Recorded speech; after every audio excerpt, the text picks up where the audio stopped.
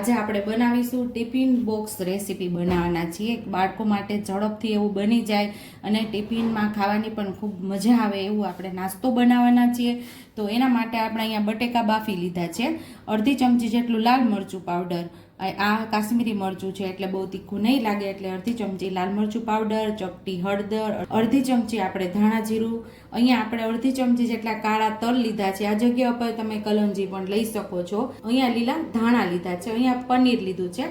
એટલે આ પરોઠું ખાવાથી એમાં પ્રોટીન પણ મળી જાય બાળકોને, અને કોઈ ઓફિસ જતા હોય, મોડું થતું હોય તો આવી રીતે નાસ્તો ઝડપથી બની જાય છે. જો પ્રિપરેશન તૈયાર કરેલી હોય, બટેકા બાફી લીધા હોય સાંજે અને સવારે ફટાફટ નાસ્તો બનાવવો હોય, આવી રીતે નાસ્તો બની શકે છે. અને સવારના નાસ્તામાં આપણે જે પરોઠાનો લોટ બાંધેલો જ હોય એમાંથી જ આ ટેસ્ટી એવું પ્રોટીનયુક્ત પરોઠું બની જશે.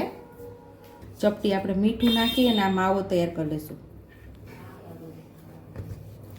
એક આપણે લુઓ લઈ લીધો છે અને અટામણવાળું કરી અને ગોળ રોટલી જેવું આપણે વણી લેવાનું છે.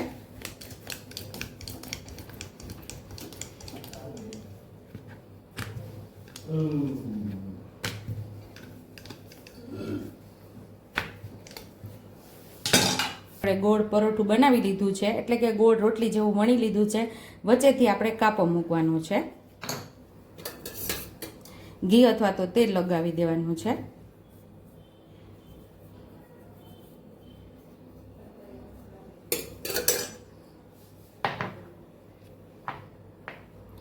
અહીંયા આપણે બટેકાનો માવો મૂકી દઈશું.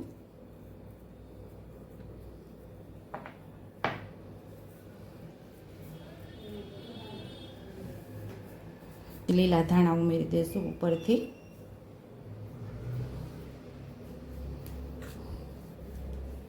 અહીંયા થોડું પનીર ઉમેરી દઈશું આપણે.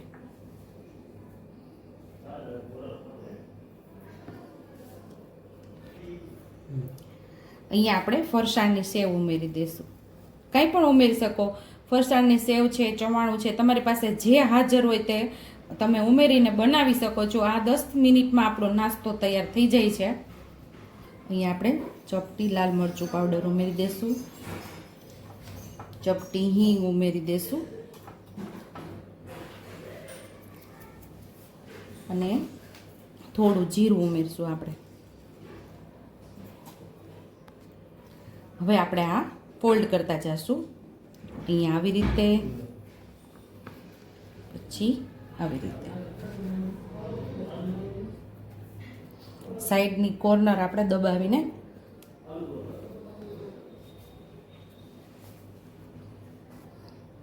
આવી રીતે પ્રેસ કરી દેવાનું છે. બધી કોર આપણે દબાવીને, એટલે આપણે જે સ્ટફિંગ ભરેલું એ નીકળે નહીં.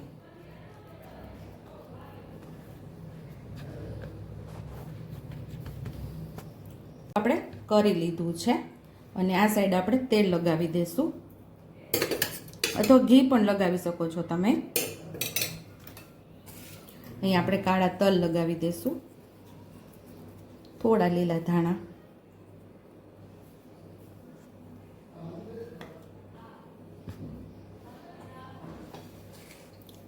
હળવા હાથે આપણે વણી લેવાનું છે.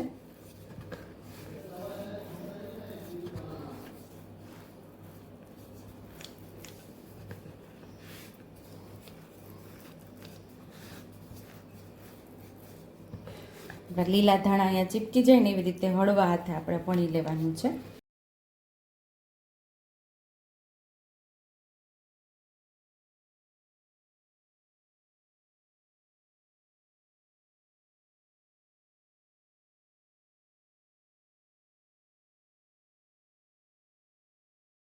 અહીં આપણું પરોઠું રેડી થઈ ગયું છે. તો તવીમાં ઉમેરી દઈશું. તવીમાં આપણે ઉમેરી દઈશું. તવી આપણે જ્યારે પરોઠું વણતા હતા ત્યારે તપવા રાખી દીધી હતી, એટલે કે ગરમ થવા રાખી દીધી હતી. હવે આપણે સાઈડ ચેન્જ કરી લઈશું.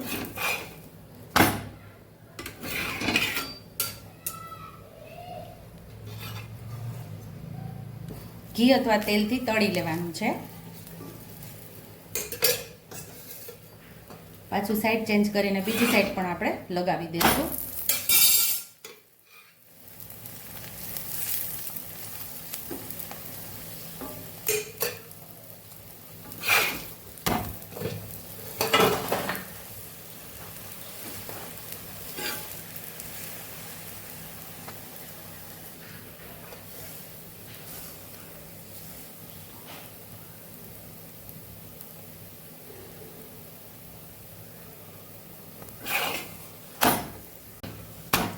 તો સુપર ટેસ્ટી એવો આપણો નાસ્તો તૈયાર છે. પરોઠું આપણું અહીંયા તૈયાર થઈ ગયું છે.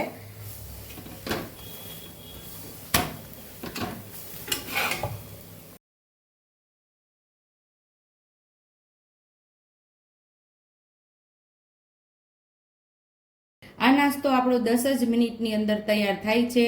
બાળકોને ટિફિન બોક્સમાં પણ આપી શકો છો, ઓફિસે લઈ જવો હોય તો પણ આ નાસ્તો બહુ મસ્ત એવો લાગે છે. દહીં સાથે કે પછી કે ટમેટો કેચપ સાથે પણ ખાવાની ખૂબ મજા આવે છે.